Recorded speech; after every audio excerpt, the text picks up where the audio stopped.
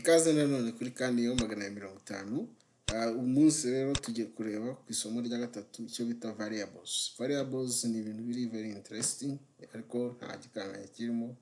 Variables C#,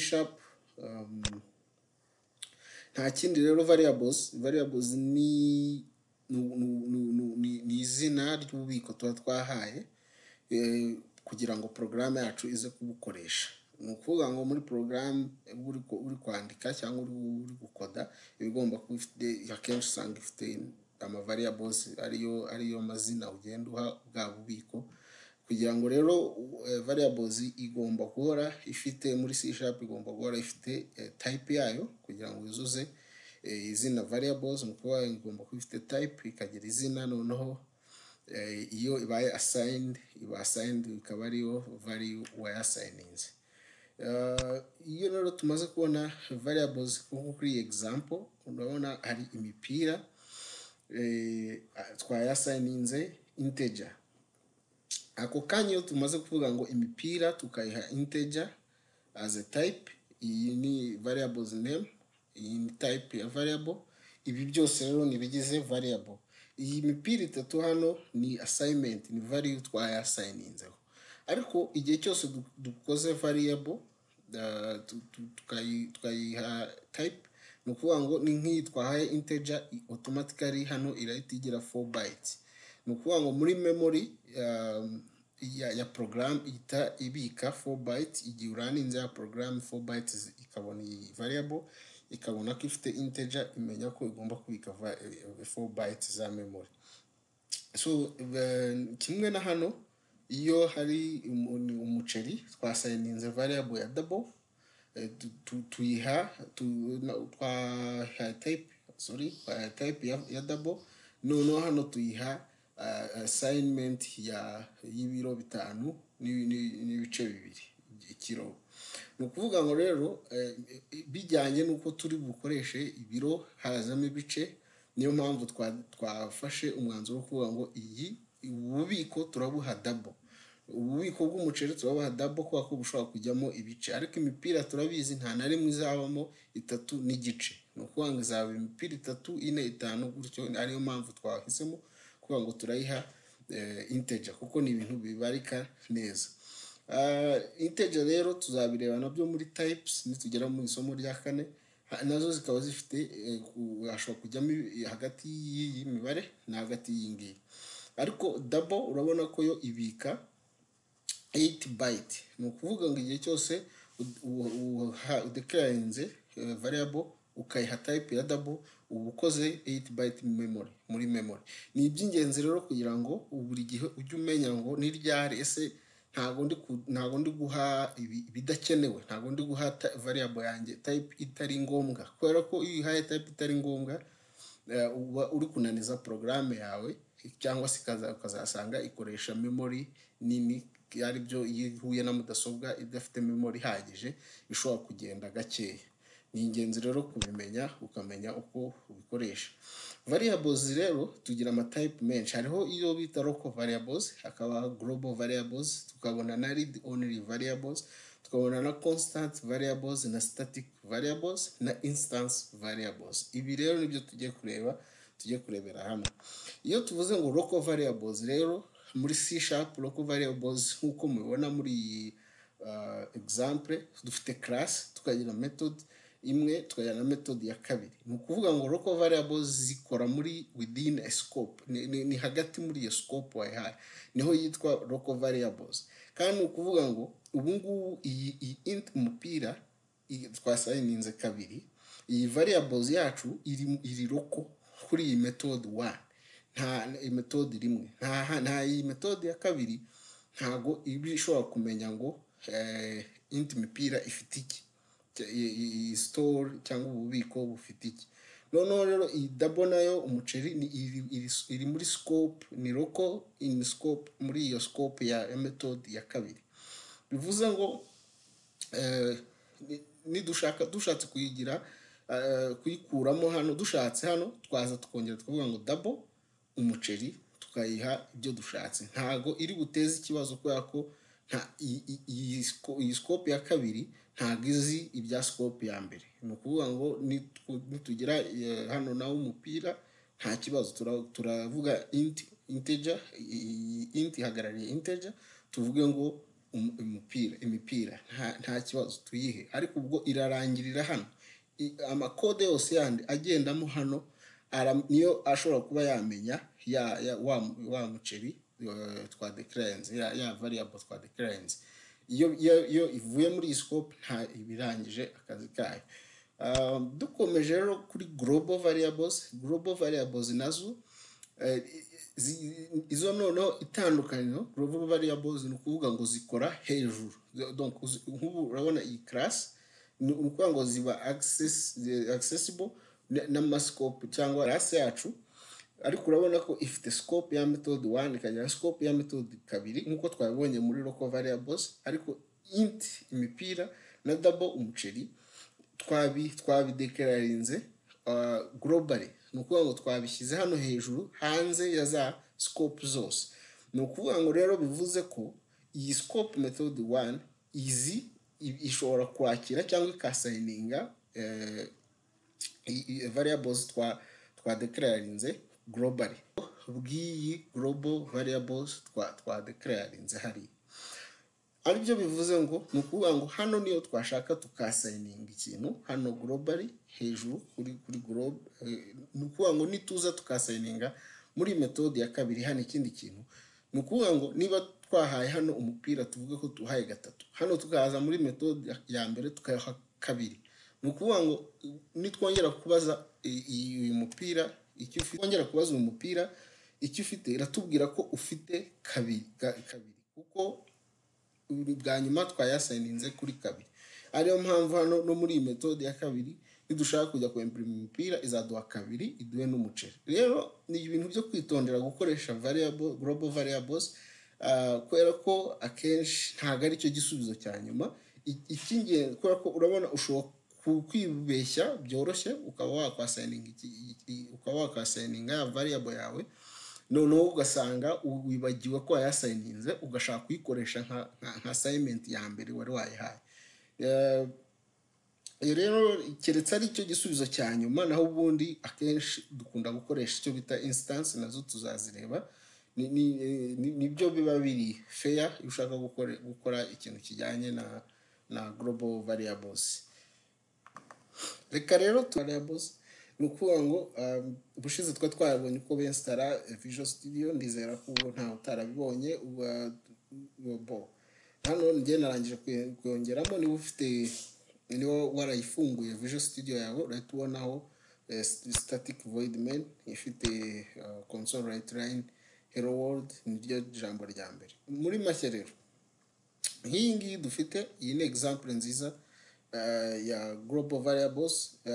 Ni ukuvuga ngo nk'ubu ngubu twadeclarinze variables imipira tuyiha 3, noneho na double variables urabona ko umuceri twahaye 2.5, ariko tugeze hano ni ukuvuga ngo iyi method niyo ituprintingira out cyangwa se itwandikira uko ingano y'imipira n'ingano y'umuceri.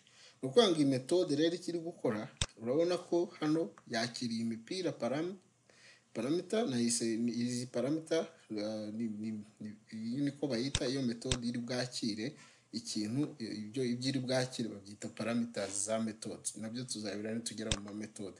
Ni ukuvuga ngo ni umuceri nita umuceri par umuceri, iyi par nayongeyeho kubera ko ari parameters. Ni ukuvuga ngo rero hano urabona ko nkanze hano urabona ko iti highlighting ya global.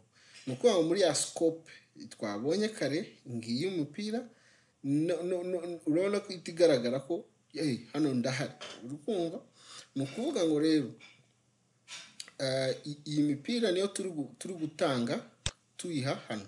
Ni ukuvuga ngo iyo duhamagaye iyi method turayibwira ngo twereke uko ingano y'imipira n'ingano y'umuceri.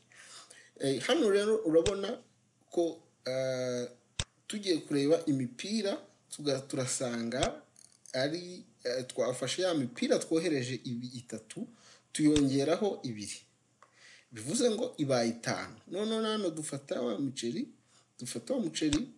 twohereje ungana na 2.5 hano tuwongeraho kabiri n'igice kimwe. Noneho ibi ngibi rero biraza bikaduha hano, noneho twavuga ngo twereke noneho ingano y'iyi mupira n'iyi miceri. Ni ukuvuga ngo automatically hano ikintu cyabaye ni ukuvuga ngo igihe twahinduye hano, ni ukuvuga ngo n'iyi ngiyi yahise ihinduka, ntabwo ikiri gatatu, ubwo twayihaye gatanu, twayiyasayininze. Ni ukuvuga ngo twayihasayininze gatatu, ariko tugeze hano tuyiha gatanu. Iyi rero niho ibera global, niho hantu ibera global. Iyi static impamvu twayishyizeho ni ukugira ngo ishobore guhamagarwa muri iyi method iri static. Nabyo tuzareba ama static. Noneho rero nitumara noneho guhamagara iyi erekana byose, noneho iyi ngiyi nanone urabona ko turi guhamagara wa mipira n'umuceri. Ariko noneho hano urabona nta kindi dukora. Iyo tumaze gutanga umupira n'umuceri, za parameter turazerekana uko zingana gusa, ntacyo twongeyeho, ntacyo twakoze. Mu by'ukuri ubusanzwe twagombye ku expectinga ko iri buze kuduha gatatu na kabiri n'igice, ariko ntabwo yabiduha kuko hano iyi mipira twayihinduye tuyigira gatanu, ni umuceri tuwugira kane n'ibice bitandatu. Bivuga ngo nyine global niho hantu inabera mbi. Urabona ko yesi bihindura byose. Ni ukuvuga ngo niba hano nari niziringiye ko ndi bubone gatatu nkabona na kabiri n'ibice bitanu, ntabwo ari byo ndi bubone. Reka turaninge noneho tuhite tureba uko biraba bimeze.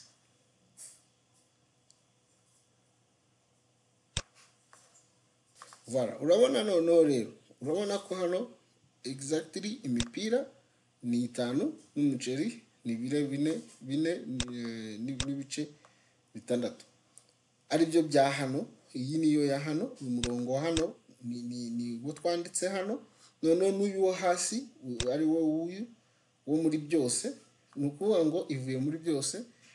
Ni ukuvuga ngo hano noneho urabona ko nayo yahindutse gatanu n'umuceri kaba gatandatu. Mu by'ukuri hano twohereje umupira, twohereza n'umuceri. Hano rero nibyo bita bikwereka ko global yagiye ikahita ihindura byose kuko ari global cyangwa global. Noneho rero reka turebe roko uko zikora. Ni ukuvuga ngo dushobora gufata ibi cyangwa se ukabikatinga. Noneho reka tubizanemo hano. Urabona ko noneho niba tubizanyemo hano, iyi ngiyi iraba int gatatu twayihaye. Noneho urabona ko hano isirekara isivuga iyo C# hano iguhaye umutuku, ni ukuvuga ngo iyi ni compile error. Ni ukuvuga ngo iyi ngiyi ntabwo iyizi, ntabwo wigeze uyideclare, does not exist in current context. Kubera ko muri iyi context nta hantu wigeze udeclara, iri kumera nk'aho iri gushaka iyi variable ariko nta hantu iri. Ubwo bivuze ngo tugomba kuyideclara kugira ngo yuzuze ubuziranenge bwa variable, tugomba kuyiha type. Nituyiha int, urabona ko irahita ikuraho yawo ari, kubera ko ubu ngubu noneho ibaye variable yuzuye. Kuko ubundi yari izi ko turi kuyihamagara, turi guhamagara variables twa declare within iyi scope cyangwa globally, ariko nta hantu na hamwe igaragara. Noneho nitugira double na wa muceri, urabona ko noneho turabyujuje byose. Ni ukuvuga ngo noneho sasa hano bitandukanye na hariya. Ni ukuvuga ngo hano turoherezamo umupira, twoherezamo n'umuceri, twahaye gatatu tugaha na kabiri n'ibice bitanu. Bitandukanye na globally. Ni ukuvuga ngo hano nanone turabona ko turi gukora iki, turi kongera ya mipira tukayigira gatanu, n'ubundi n'umuceri tukawongeraho kabiri n'igice kimwe, bibugira kane n'ibice bitandatu. Noneho hano rero turabona nyine gatanu na kane n'ibice bitandatu.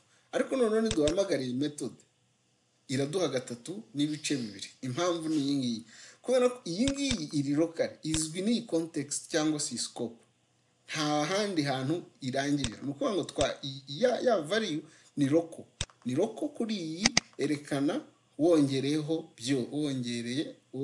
wongere byose. Ni ukuvuga ngo iyi method erekana wongere byose niyo izi variable. Nyuma yo kuzikoresha nta handi hantu zizwi. Ni ukuvuga ngo niba nubwo twahohereje hano parameter icyo yakoze yagiye yohereza iyi value, yohereza n'iyi value yibwira iyi method ngizi value zanjye. Nitwongera kohereza hano ni ukuvuga ngo irohereza n'ubundi gatatu n'umuceri kabiri, kuko nubwo hano twahinduye ntago biri bugire effect kuri yagro kuri iyi ngiyi twa declarenze muri iyi method ya static void main. Ubwo rero ibi ngibi ndizera ko byumvikana, uhita wumva umumaro wa local na global. Reka noneho tuyiraninge urebe kugira ngo proving ibyo turi kuvuga. Hano rero murabona ibyo twavugaga ko exactly niko bimeze. Ni ukuvuga ngo method ya mbere yagiye, tukabishyira hano hasi gatoya, method ya mbere yagiye printinga cyangwa se yandika hiyongeyeho kabiri, ahandi hiyongeyeho kabiri n'igice kimwe, aribyo tubona hano ko ari 4 n'ibice bitandatu, hano tukabona 5. Noneho ya kabiri yo yagiye yandika gatatu, imipira kari 3 n'umuceri ungana n'ibiro 2 n'igice. Bivuga ko iyo yajyanye ibyo yari ifite ariko ntigeze imenya. Ubwo rero ndizera ko byumvikana kuri itandukanyirizo rya global na local n'ingaruka za global n'ibyiza byo gukoresha local uba wizeye ibyo ufite na scope yayo.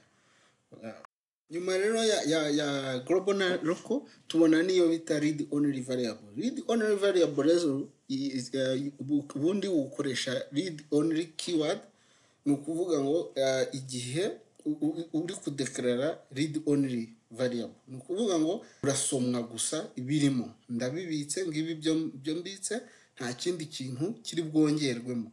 Noneho rero ariko gishobora kongerwamo igihe ukoze only muri instance cyangwa se icyo twita muri constructor aho read only variables itwemerera ko hari ikintu twabika muri constructor, twakongeramo cyangwa se twasigninga muri constructor. Nkuko ubibona hano twashyizeho keyword ya read only kuri iyi variable yacu y'imipira ifite type ya integers, tuyibwira ko ari kabiri. Noneho ariko urabona ko muri constructor dushobora kuza tukayibwira ko ari 3, noneho bikatwemerera ko ni mu gihe cyo kureba ngo harimo imipira ingahe dushobora gusangamo 3 aho kugira ngo bibe 3, aho kugira ngo bibe 2. Ariko noneho ni ukuvuga ngo muri iyi method 1 ntago dushobora kuvuga ngo tugiye guhindura ingano y'imipira. Ni ukuvuga ngo tugushobora kuyihindurira tuyideclara, keretse hano ariho tuvuze ngo tugiye kudeclara imipira ibe read only, hano nta kibazo twayideclara. Ariko niba tuyideclare hano ubwo nta handi hantu dushobora kuyideclara. Noneho iyo tuyideclare globally nibura muri constructor dushobora kuyikoresha. Ni ukuvuga ngo constructor ni instance ya class. Iyo ukoze buri class ifite constructor, iyo ushatse rero kuyikoresha ureyerekana muri class uri gukoresha, noneho ukaba aba ariho honyine yemerera kuba yakongerwamo. Dukomeje rero muri tukareba noneho indi variable yitwa constant variable. Constant variable rero yo ijya guhura na read only variables, ariko noneho itandukanyirizo yo ni ukuvuga ngo iba declare cyangwa se iba declare mu gihe iri gukorwa. Ni ukuvuga ngo cya gihe wavuze ngo creating variable nyihaye keyword ya const, noneho urabona nk'hano twaha keyword ya const int imipira tuyiha kabiri. Ni ukuvuga ngo nibyo ni kabiri, nta handi hantu iri bwongere guhinduka. No muri constructor bitandukanye na read only, iyo ntago ushobora kuba wagira ikintu uhinduramo. Ibi rero bita byerekana itandukanyirizo rya read only variable na constant variable. Ni ukuvuga ngo constant variable ntago value yabaye assigned ishobora guhinduka, ntago igihinduka n'umunsi n'umwe, ikomeza ari yayindi igihe wayihinduye. Ikindi kandi constant iba assigned igihe nyine wayideclare, igihe wayikoze wadeclare bwa bubiko bwawe niho uhita unayiha ingano y'ibirimo. Nta kuvuga ngo ishobora kuza guhindura ingano cyangwa se mbaye nkoze ububiko ndaza gushyiramo ingano nyuma. Oya, niba ubukoze harimo imipira 2 ni 2, nta yindi. Ubwo nta yindi izajyamo, izaba izi ngo ni 2. Ikindi noneho cya constant ntago igikoresha static modifier, ntago wayongeraho ngo constant static cyangwa static constant ntabwo ibyemera, ni ukuvuga ngo ihora ari constant. Reka rero turebe example ya constant na read only.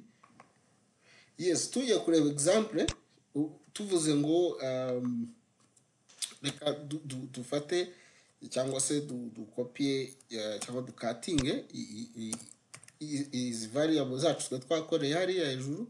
Urabona ko hano already ira complaininga kwa ko idafite hano nta static iriho.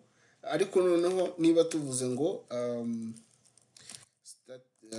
tuvuge ngo static read only,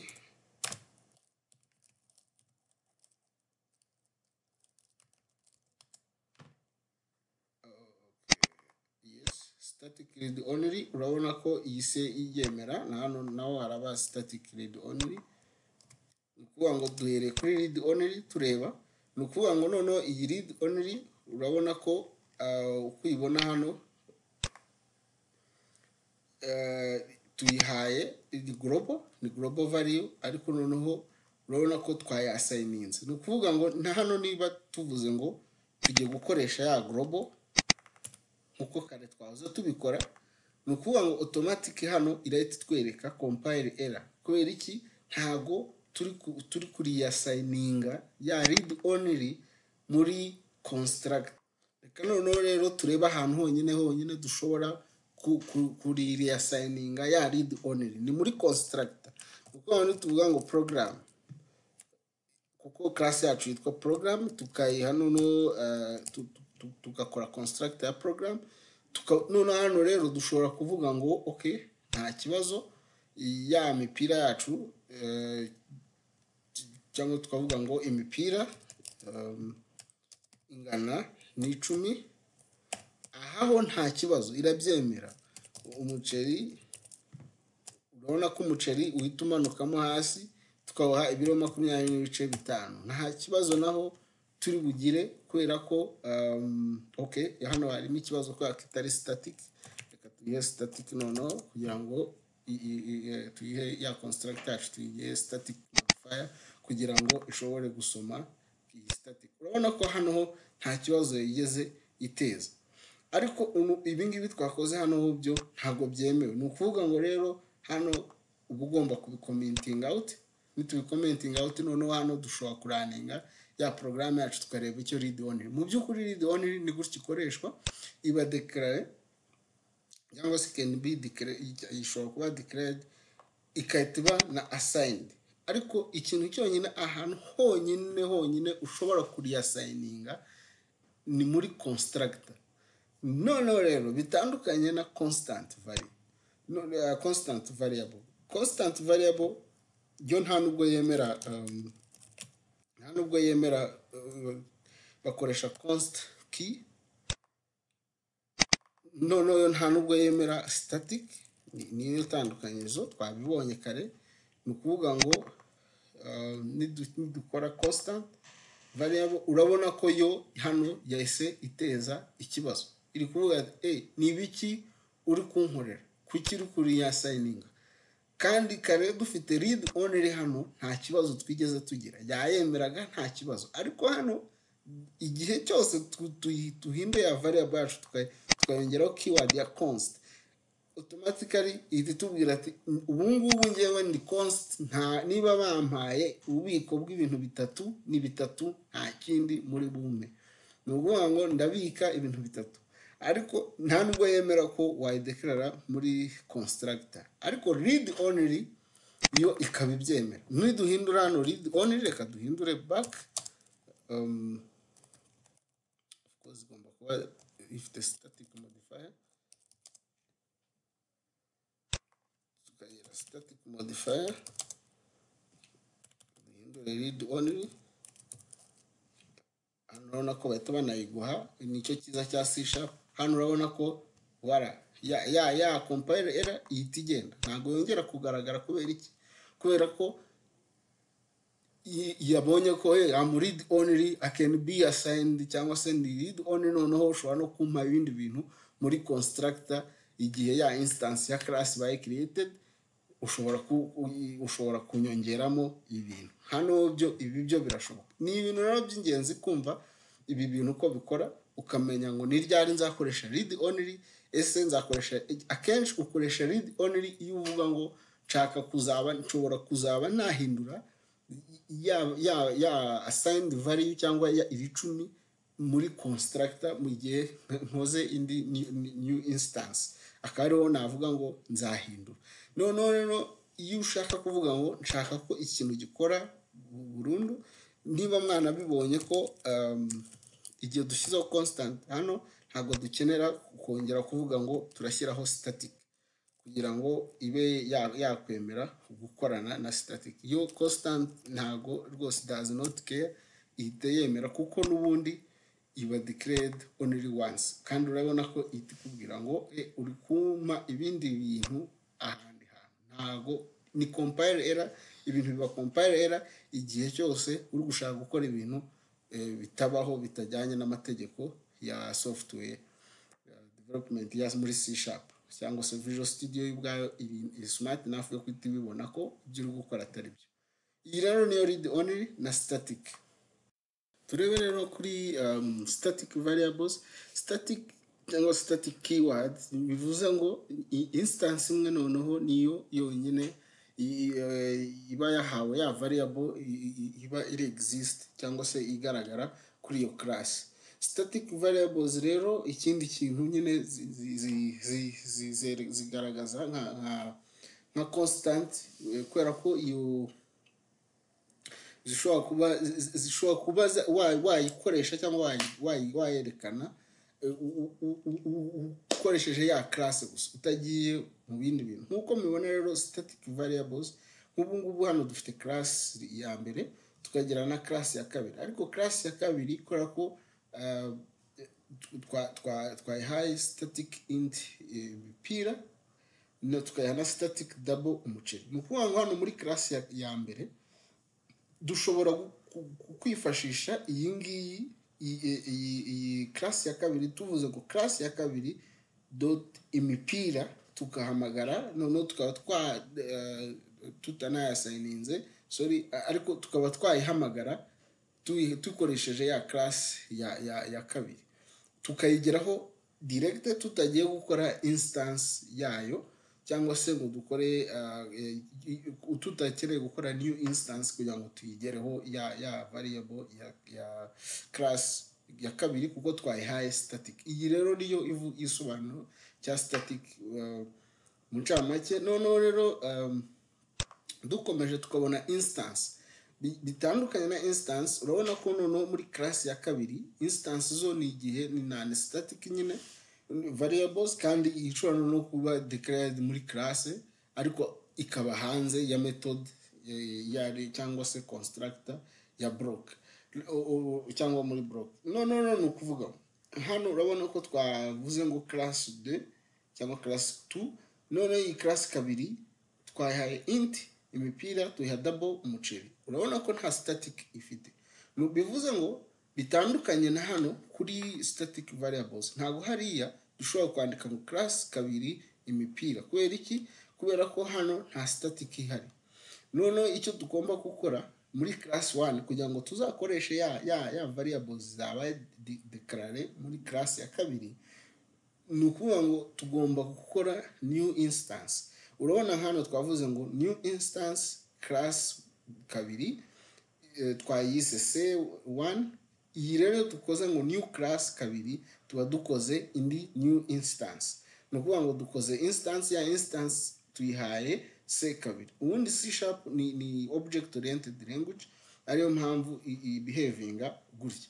Ni ukuvuga ngo rero iyi C1 dushobora kuvuga ngo imipira ingana na 3 C kangahe tukavuga ko ingana. Dushobora noneho urabona ko dushobora kugera kuri ya mipira ariko igihe twayihaye new instance.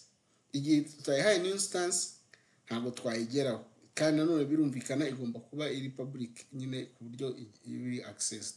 Urabona ko hano the same twashatse gukora class ya kabiri, class kabiri dushyira C2, naho urabona ko dushobora noneho kugera kuri ya new instance nta kibazo. Iyi rero niyo instance na static variables. Noneho reka rero tuze kureba ama example. Nkuko rero twari tumaze kubibona, reka turebe noneho za example zacu. N'urugero hano reka dusiringi kugira ngo rero turebe nka static. Urugero rwa static biradusaba ko dukora class muri iyi namespace y'isomo rya gatatu. Murabyuka ko nababwiye dutangira ko class muri namespace imwe ushobora kugiramo ama class menshi, ariko ushatse nanone class wazishyira hanze. Noneho rero hano turavuga ngo reka dukore public class, tuyihe public, tuyite class 1,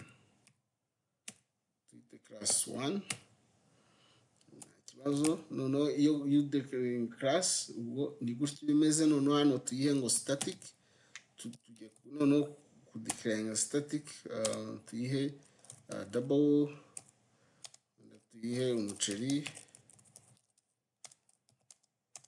dushatse twayiha value cyangwa ntituyihe value, ibyo nta nicyo bimaze. Dushatse twayiha kabiri. Noneho tukaza static nanone integer imipira. Hano rero turubuze tukavuga ngo imipira yenda ingana na 3 nanone, nta kibazo. Now ibi rero hano ni ukuvuga ngo iyi class yacu izi ni public. None hano rero dushatse kuyihamagara, ni ukuvuga ngo dufite ubushobozi bwo kuba twavuga ngo iyi mipira yacu yo hejuru, ya mipira yacu nyine, tukavuga ngo ingana na class 1. Urabona ko class 1 deja hano iba yaje, tukayiha urabona ko nta kintu iri kuduha. Okay, turebe impamvu nuko hano ntabwo twigeze tuvuga ko izi variables ari public. Tuzabibona iyo ikintu kiri public, ni ukuvuga ngo kiba kiri accessible publicly. Ni ukuvuga ngo nyine nuza yacu yakigeraho byoroshye. Tuza hano twavuga ngo class 1, noneho tukagira, urabona ko kuba ko twayihaye public ya class, okay, icyo ari cyo cyose hariya ishobora kwigeraho. Urabona ko dufite ya mipira yacu hano, na hano nitugira ngo umuceri wacu uri global muri iyi class ya program. Noneho tukawasigninga ibiri muri class ya class 1, tukasigninga ibiri muri class 1 umuceri, tukaba turangiye. Bivuze ngo urabona ko hano noneho ikibazo, okay, hano urabona ko cya kibazo cya constant hano kiragarutse. Bivuze ngo hano tugomba gukuramo iyi constant kugira ngo dushobore kuba hari icyo twakoresha. Ariko nanone tuyihe static kwa ko iri modifier, kwa ko iri guhamagarwa na static modifier. Iriya niyo error twari dufitemo hariya. Bivuze ngo ya error yacu urabona ko isigenda dukuyeho ya constant. Ko twari twavuze constant iba declared once, rimwe gusa, nta butagira bwa kabiri. Noneho hano rero bivuze ngo noneho hano urabona ko umuceri wacu, reka tuwe value binini bita bigaragara ko ari cyahindutse. Hano noneho turayiha wenda 18. Now urabona ko hano ni ukuvuga ngo birashoboka ko noneho turi guhamagara. Iyi rero niyo ikiri static, ni iki ngiki. Iyi ngiyi ni static. Urabona ko class tuhita tugera direct kuri ya wa muceri wacu. Bitandukanye naho hano ni ukuvuga ngo igihe cyose dukuyemo static, tuyikuyemo hano static, ubwo tugiye noneho kureba instance. Urabona ko itanga compile error, kubera ko ubu ngubu noneho ntago yayemera. Ariko kugira ngo tuyikoreshe biradusaba ko noneho dukora instance y'iyi class 1, ariyo bakora gutya. Ubwo birasaba ko tuvuga ngo class 1, yani twabonye tuyite C1, noneho tugiye ngo equal new instance y'iyi class 1. Iyi ngiyi niyo new instance y'iyi class 1. Noneho hano rero kuba dufite E1, dushobora kugera kuri ya mipira, tukagera no kuri wa muceri nta kibazo. urabona noneho hano iri niryo tandukanyirizo rya static variable na instance variable. Ni ukuvuga ngo iyi rero ni instance, noneho urabona ko itanemera ko kugira ngo uzagere kuri za variable ziri hano nuko uba wakoze instance. Iyi ni example yoroshye. Hano nitugaruka tukagira ngo static, funny enough urebe nitugira static hano bivuze ngo niba ari static ntabwo dushobora kuyigeraho muri new instance. Ni static, ikigeraho ni class direct, nta kindi kintu kigeraho. Urabona ko hano iti complain kakubwira ati bana hano wampaye ibintu bitabaho, itubona compile error. Kugira ngo rero static igerwaho ako kanya bitandukanye na new instance, yo bisaba ko ukora new instance. Iyi rero niyo instance twarebaga variable, igihe cyose wafashe class ugakora new instance. Muri make rero ni iyi isomo ni iri ngiri twagombaga gukora. Ubwo rero hano iyo ubyumvishije neza uba wumvishije icyo bita variables. Ubutaha rero tuzareba kuri data types, aho tuzasangamo ama data types. C# data types ni nyinshi, harimo ama data types. Ni byiza ko wumva ama data types ukamenya ni ryari ndi gukoresha iyi types. Tuzabonamo reference types, tubonemo ari ama class twagiye tunakoresha rimwe na rimwe wenda utari uyumva, ariko nta kindi ni ibi ngibi. Ubwo nizere ko mukora subscribe, mugakora like niba mwakunze isomo, kandi mugakora na comment niba hari icyo mwumva twakongeramo. Murakoze.